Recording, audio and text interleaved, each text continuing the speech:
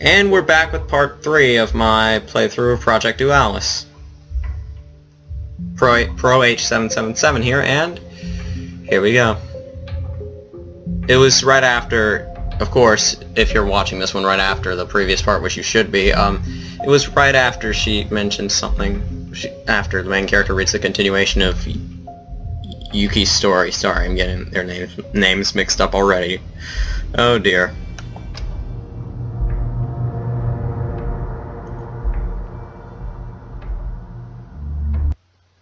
Seems like it's going somewhere. Think you'll be able to finish it? Instead of answering, she turned away, gazing into the distance and clutching her knee. When she finally answered, she spoke with an absent-minded tone. It's like the words are being forced out of me. I don't know where they come from, but it feels as if they have always been inside me. An awkward silence followed as she continued gazing off to the distance. I had the feeling that maybe I had asked something I shouldn't have.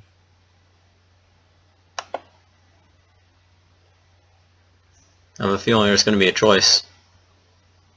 Oh well, at least you've got something to write. Meanwhile, I'm just throwing out one idea after another.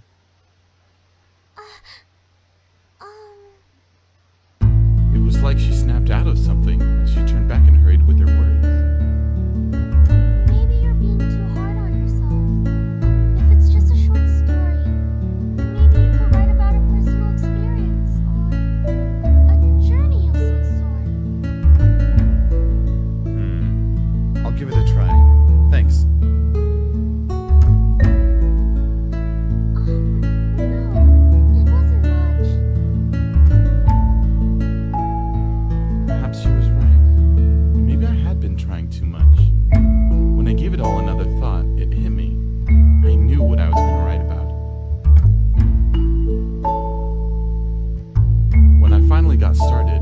The whole story in one sitting. Maybe that was because I was only writing about myself, and so there was no need to think.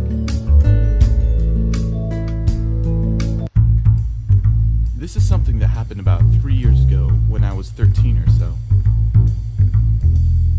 Why am I writing about it now? Maybe part of the reason is that I'm really embarrassed of myself when I think back to those times. And writing about it like this could make it seem as if I had grown up and learned something. But when I think about it, I'm not all that sure if I'm any smarter these days. To start this story, back then I had the habit of taking the local train and riding all the way to the last station. Sometimes I'd walk to the abandoned buildings, linger around the industrial district, or just take out my bicycle and pedal as far as I could. If someone had stopped me to ask what I was actually doing, my answer would have been something along the lines of, to seek solitude. Apparently, I thought there was something cool about being alone. Well, this incident was something like that. In my town, there's this huge abandoned radio tower. This is going to be good. While it has no use, they still haven't taken it down either, so it just stands there, gazing over the little town where nothing happens. The said radio tower was located on the outskirts of the town, on top of a small hill. That's why you could always see the tower wherever you went in this little town. It was surrounded by a fence, so common sense would tell you that entry was prohibited. Of course, that wouldn't stop someone like myself. I had been making preparations for days now. While I knew how to enter the tower and how to climb up to the top, there was still the problem of being seen. There's only one solution.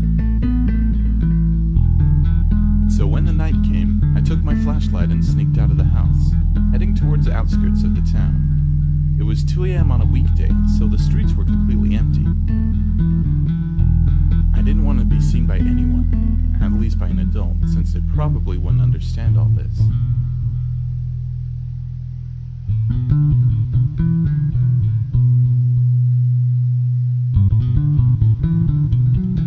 The old chain-link fence that surrounded the tower actually had a small hole in the back, so there was no need to try climbing over it.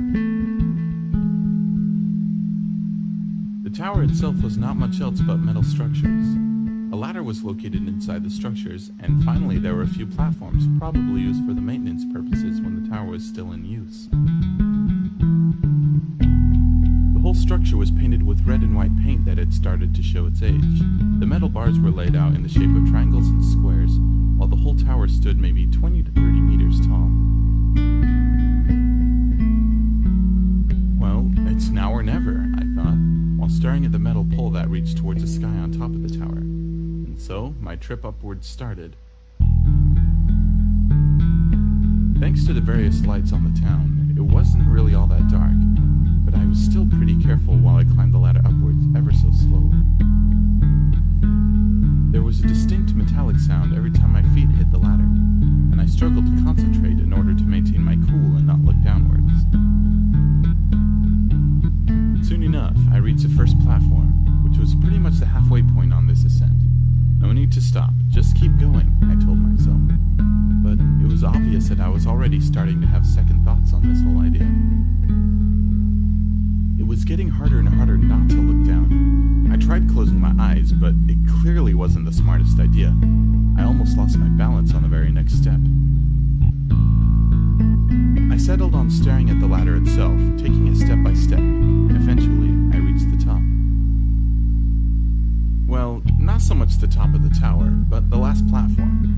The metal antennas strapped on the mast stood higher still, but this was as high as I could climb. At least he's honest. I slumped down on the platform, leaning against the structure and let out an empty sigh. Thinking back, what was on my mind when I settled on this idea? Probably something like a lone warrior gazing down from the highest point. Well, there was nothing even remotely cool about this solitude. Just a scared kid that had climbed a bit too high for his own good. I could probably understand that much even back then.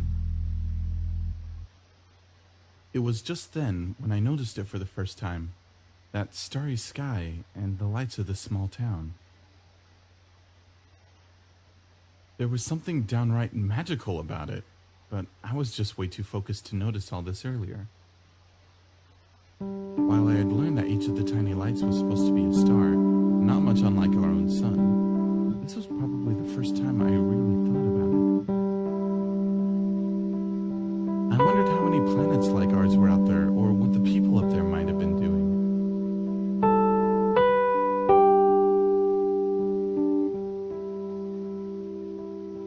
Little green men, data life forms, AIs, alternate realities? Staring at this view of near infinite space, it felt like anything was possible. Suddenly, I felt like that realization alone had made this climb worthwhile. Though on the next day, I found out that I had managed to catch the worst cold in my entire life. I guess that's what you get for sneaking out at night.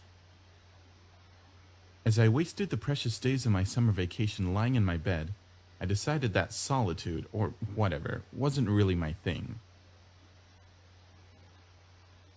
In the end, the whole thing was sort of meaningless, like a long-winded skit with a punchline that didn't really sink. But for a newsletter, I guess this would do. If this doesn't get someone thinking, I can do better than that. I guess nothing will.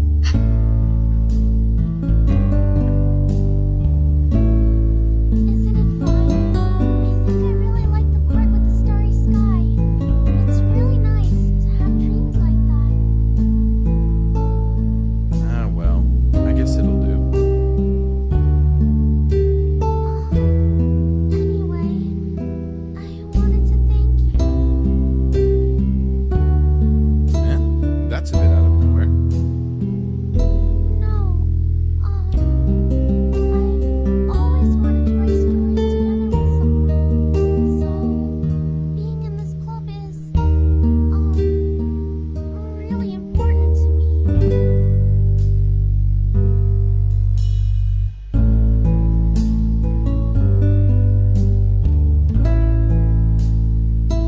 But it's important to me.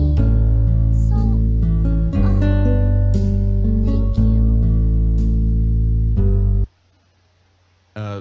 Well, either way, with my little episode complete and Yuki's story still underway, gathering at the library to review our stories became a routine of sorts. It was during one such a day the following occurred. Quick saving. I detect a split here.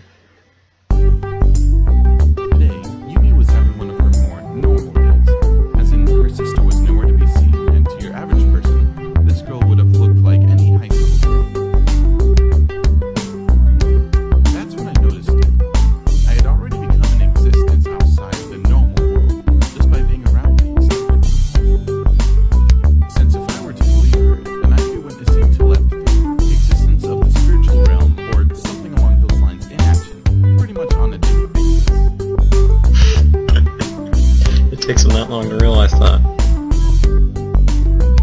Well, I guess I wanted to believe Yumi and her story on Yuki, but still, this being reality and not the world of fairy tales, stuff like that just wasn't supposed to exist. While I thought of all this, Yumi herself was writing her part of the newsletter. Unlike Yuki, she was writing straight on paper with very little hesitation. What would a girl like her write about anyways? Hey, no peeking. Eh? It's none of your business what I'm writing. Well, that kind of figures. Nah, actually, I was only kidding. But it's kind of boring when you're hardly even curious. Well, sorry for not meeting our expectations. So what's the story about? Here, let me show you. It turned out to be a story of a girl who suddenly found out that she could actually read other people's minds. At first she was excited, but eventually she ends up finding out that her crush was actually a huge pervert, and at least half of the class were idiots.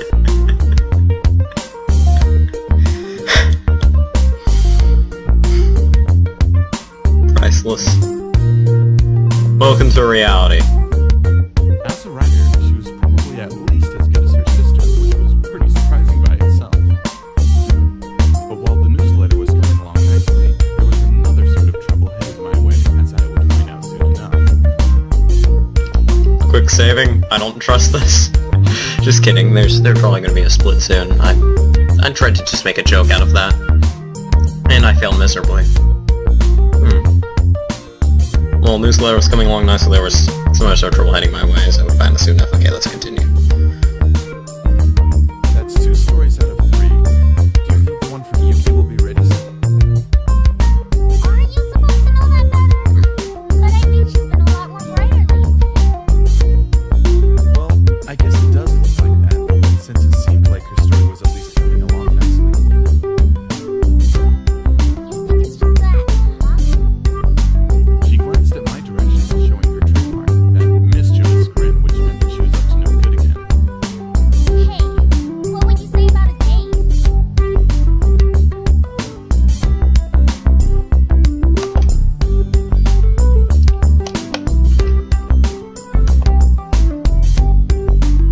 Well, that came out of nowhere. Wait, a date with Yumi? Eh? Oh, what's with that look? I was talking about Yuki. Don't tell me you actually wanted to go with me instead. That wasn't implied at all. In your dreams. And moreover, do you really think you can decide stuff like that for her? Since asking for a date completely out of the blue was apparently normal for her, I guess I should expect anything. But as regrettable as it is, I'm not sure if Yuki would feel the same. It's times like these when I really hate my rational personality.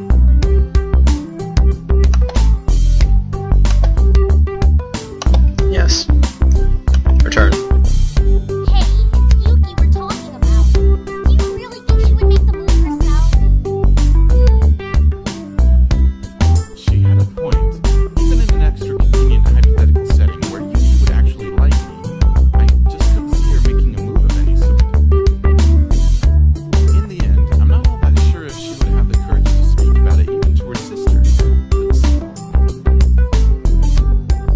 Anyway, you're fine with next Sunday, right? See you for now. I don't even get a choice! Main character doesn't get a choice. Hey, I didn't even answer yet! But there was no one to hear that, since she had already dashed off.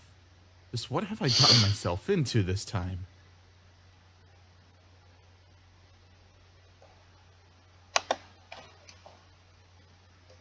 I guess we'll save in slot 9. Nobody gets that joke.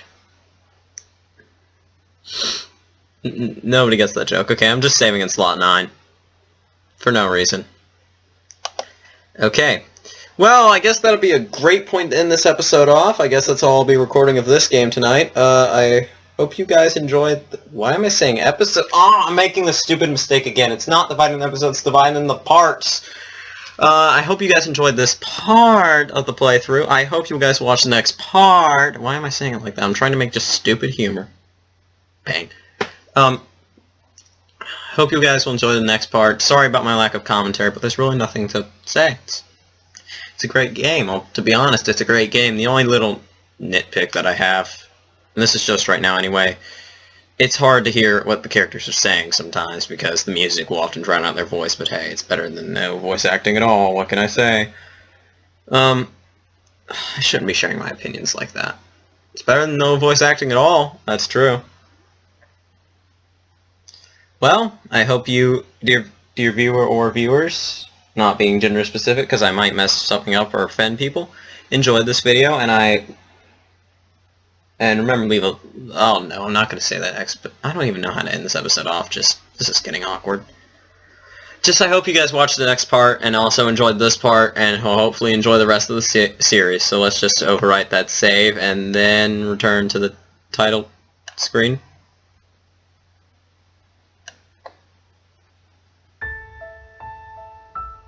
And then press quit.